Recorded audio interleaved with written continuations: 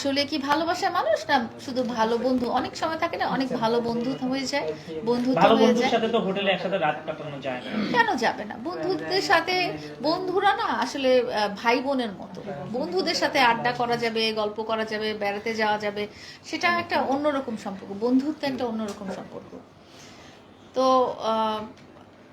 সম্পর্ক টিকবে, বৈবাহিক সম্পর্ক টিকবে কি টিকবে না, এটা তো আল্লাহ তাআলা লিখে রেখেছেন। তা আমরা দোয়া করি ওনারা যেভাবে আছেন ওনারা যেন সুখে শান্তিতে থাকে, ওনাদের মধ্যে আর দ্বন্দ্ব না হয়। ওকে, আমরা সেদিনকে প্রশ্ন করেছিলাম আপু ম্যাক্সবিকে যে আপনাকে যদি রিয়ামনিকে বিয়ে করতে হয় তখন কি আপনি বিয়ে করবেন কিনা। সে কিন্তু বলছে হ্যাঁ আমি যদি ওরকম কোনো আসে আমি তাকে বিয়ে করবো।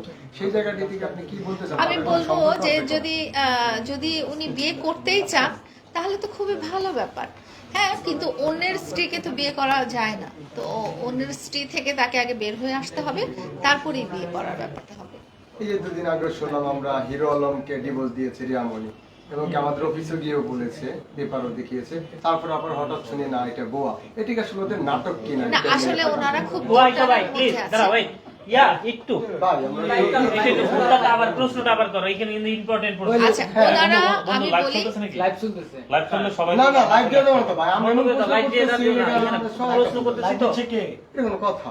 ওকে বন্ধ, আচ্ছা, ঠিক আছে। ওনারা খুব দোটানার মধ্যে আছে। আমার মনে হয় ওনাদেরকে আপনাদের ছেড়ে দেওয়া উচিত। ওনাদেরকে আর কোশ্চেন না করে, ওনাদের আর ইন্টারভিউ না নিয়ে, ওনাদের 1 বছরের জন্য ওনাদেরকে আপনারা একটু ছেড়ে দেন। ওনারা নিজেরা সম্পর্কটা ঠিকঠাক করুক, তারপরে আবার ইন্টারভিউর জন্য। এই যে আপু দেখি যে ম্যাক্সবি ইতিকে নিয়ে একসাথে থাকে, বিয়ে মানে ডিভোর্স হওয়ার পরও 3 মাস পরও। এই যে যারা যে কাহিনীগুলো করে, সমাজ এদের কাছ থেকে কি শিখবে?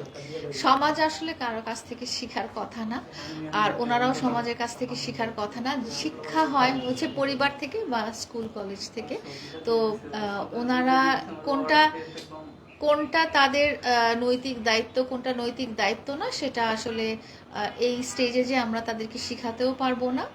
তো যেটা বললাম যে আমাদের সবার উচিত রিয়ামনি, হিরো আলম ভাই এবং ম্যাক্সবি এদেরকে 1 বছরের জন্য রেস্ট দেওয়া, যে আপনারা আগে আপনাদের সম্পর্কটা ঠিক করেন, তারপরে আমরা আপনাদেরকে নিয়ে নিউজ করব। ওকে ডান।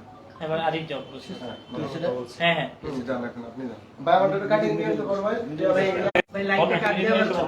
দেই দেই। হ্যাঁ এটা হ্যাঁ বন্ধু, আমি আলোচনা জন প্রশ্ন করে এই তোমরা প্রশ্ন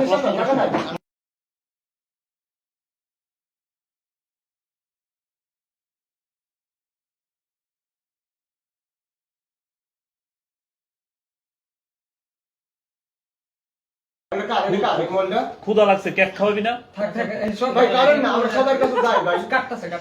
কি করব একদম ভাই, একটা লাইভ দিতেছে ভাই। আস্তে আস্তে